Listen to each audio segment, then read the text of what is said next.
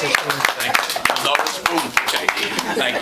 you very, very much. Of course, I'm sorry that we have to be here this evening for this purpose. I'm sure we all wish that Ken was still with us, and yet he is. His work will always be with us. I must tell you that when I became borough president, the last thing I was thinking about was a poet laureate. In fact, there weren't even, the former borough president didn't have a poet laureate, and even to today, lots of the borough presidents don't have poet laureates. It's true, by the way. And I get a phone call from my leader, Michael Geller, shares with me what he thinks, and Pearl, but certainly Michael. Then, of course, I had mentioned the name of my wife, and bingo, from Lincoln High School is the connection. And I must tell you that when we appointed Ken, there are, like in every profession, there are those in the world of poetry that feel that they know best and that they represent who has their stamp of approval, and it's true in every field, every single field. They were proven wrong, and we were proven right. The last thing I'd ever think about was the fact that Ken became our ambassador of the written word.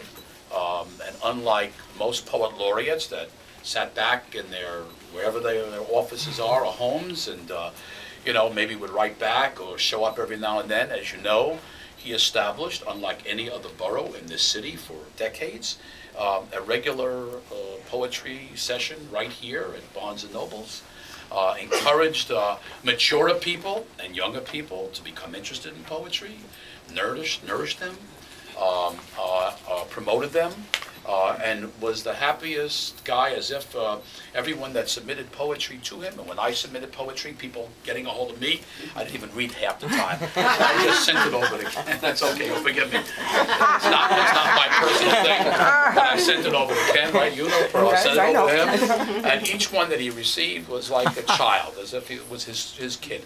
That's how he felt about it. And I must tell you, he brought a lot of happiness to a lot of people, as you know.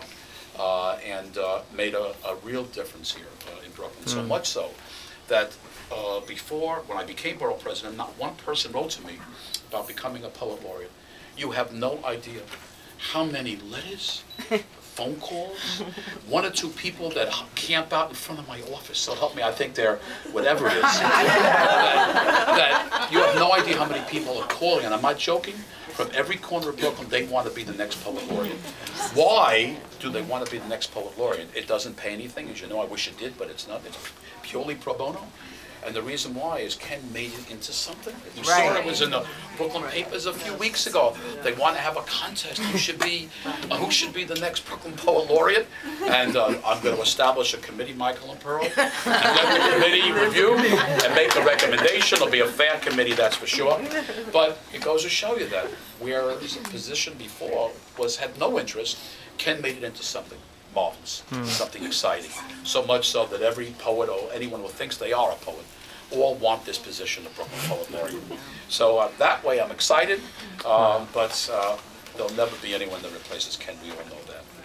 Let me, if I may, read this ever so briefly. I don't normally, but let me do this if I can. Just this part anyway. Whereas on behalf of all Brooklynites, I and we salute the memory of Ken, a most respected and beloved son of Brooklyn who left us far too soon, and whose influence will continue to be felt among the world of words for decades to come, but particularly, of course, here in Brooklyn, where for more than 8 years since his appointment as Brooklyn's Poet Laureate, he hosted the Brooklyn Poetry Outreach that featured monthly poetry readings and discussions by some of Brooklyn's best and aspiring poets. An educator for more than 3 decades, he used poetry to bridge the language gap between his students and the lessons they needed to learn. A tireless advocate for the medium that he loved resulted in his life being documented for the film Fading to Zero. And although he'll be sorely missed for sure, his words will remain to inspire those poets for the years to come. I extend my deep condolences to his beloved wife, Pearl, who was the wind beneath his wings, who inspired, supported, and stood by him throughout his years, who became his bedrock during his health challenges, and whose selflessness and devotion surely brought out the very best in Ken and comforted him like no other. And my sincere thanks, of course, to his children and family, and appreciation to all those who have come here to honor him today. And therefore, posthumously on this day, September 24th, may I proclaim this day Brooklyn Poet Laureate Ken Siegelman Memorial Day, and what we love to call now the Republic of Brooklyn, USA.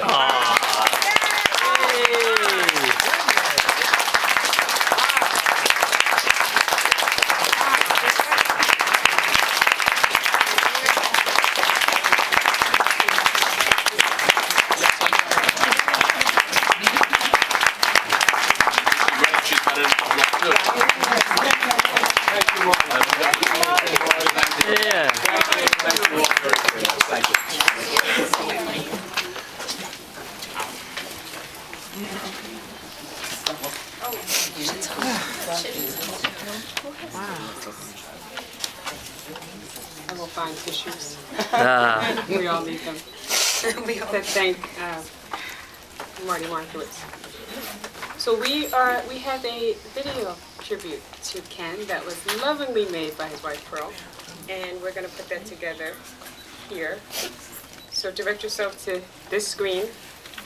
Is it visible?